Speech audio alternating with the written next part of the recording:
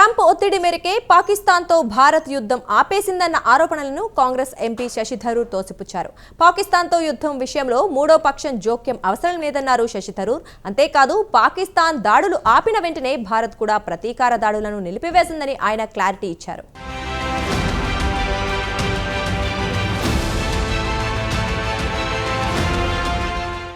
శశి థరూర్ నాయకత్వంలోని అఖిలపక్ష బృందం ప్రస్తుతం వాషింగ్టన్లో పర్యటిస్తోంది. ఉగ్రవాదులకు పాకిస్తాన్ ఇస్తున్న ప్రోత్సాహాన్ని ఎండగట్టడానికి భారత ప్రభుత్వం అఖిలపక్ష బృందాలను ఏర్పాటు చేసిన సంగతి తెలిసిందే. ఈ అఖిలపక్ష బృందాలు ప్రస్తుతం ప్రపంచవ్యాప్తంగా పర్యటిస్తున్నాయి. ఇందులో భాగంగా ఒక అఖిలపక్ష బృందానికి కాంగ్రెస్ ఎంపీ శశి థరూర్ నాయకత్వం వహిస్తున్నారు.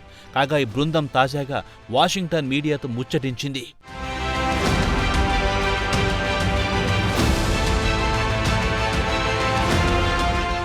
కేవలం తన మధ్యవర్తిత్వం కారణంగానే భారత్ పాకిస్తాన్ మధ్య యుద్ధం ఆగిపోయిందని అమెరికా అధ్యక్షుడు డొనాల్డ్ ట్రంప్ పదే పదే వ్యాఖ్యానించడం ఈ సందర్భంగా ప్రస్తావనకొచ్చింది. అయితే పాకిస్తాన్పై యుద్ధం నిలిపివేయాల్సిందిగా భారత్కు ఎవ్వరూ హితబోధ చేయాల్సిన అవసరం లేదని క్లారిటీ ఇచ్చారు శశి థరూర్.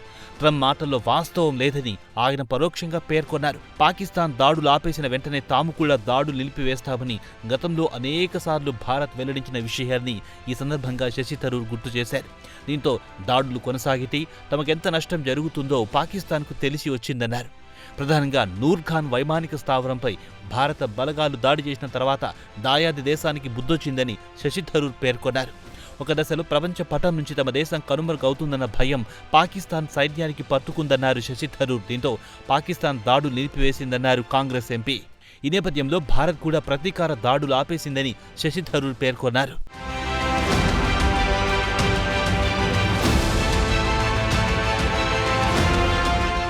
కాగా ఇటీవల భోపాల్లో జరిగిన కాంగ్రెస్ పార్టీ సమావేశంలో ఆ పార్టీ అగ్రనేత రాహుల్ గాంధీ మాట్లాడారు.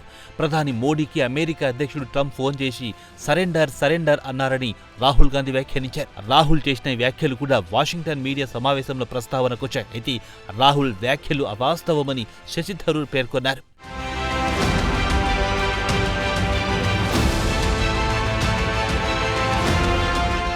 పాకిస్తాన్తో ఇటీవల ఉద్రిక్తతలు నెలకొన్న నేపథ్యంలో మోడీ నాయకత్వంలో భారత ప్రభుత్వం వ్యూహాత్మకంగా వ్యవహరించింది.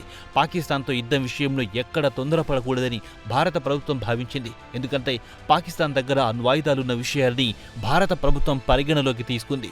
పాకిస్తాన్ దగ్గర అణ్వాయుధాలంటే పిచ్చివాడి చేతిలో రాయి కిందే లెక్క. ఒక అణ్వాయుధం ప్రయోగిస్తే ఎంత విధ్వంసం జరుగుతుందో అందరికీ తెలిసిందే. దీంతో ప్రజల ప్రాణాలకు పూచికత్తుగా ఉండాలని మోడీ నాయకత్వంలోని భారత ప్రభుత్వం నిర్ణయించుకుంది.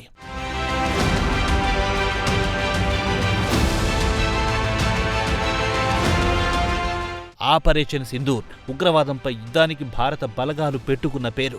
ఆపరేషన్ సింధూర్తో అటు పాకిస్తాన్ ఇటు పాకిస్తాన్ ఆక్రమిత కాశ్మీర్లోని మొత్తం 9 ఉగ్రవాద స్థావరాలను భారత బలగాలు నేలమట్టం చేశాయి. ఉగ్రవాదం ఏ రూపంలో ఉన్నా సహించేదే లేదని పాకిస్తాన్కు ఆపరేషన్ సింధూర్ ద్వారా గట్టిగా బదులిచ్చింది భారతదేశం. వాస్తవానికి పహల్గాం ఉగ్రదాడి జరిగినప్పుడు ప్రధాని నరేంద్ర మోదీ భారత్లో లేరు. సౌదీ అరేబియా యువరాజు ఆహ్వానం మేరకు ఆ దేశ పర్యటనకు వెళ్లారు. అయితే పహల్గాం ఉగ్రదాడి గురించి సమాచారం అందిన వెంటనే సౌదీ అరేబియా పర్యటనను అర్థాంతరంగా ముగించుకున్నారు. హుటాహుటిన భారత్కు చేరుకున్నారు.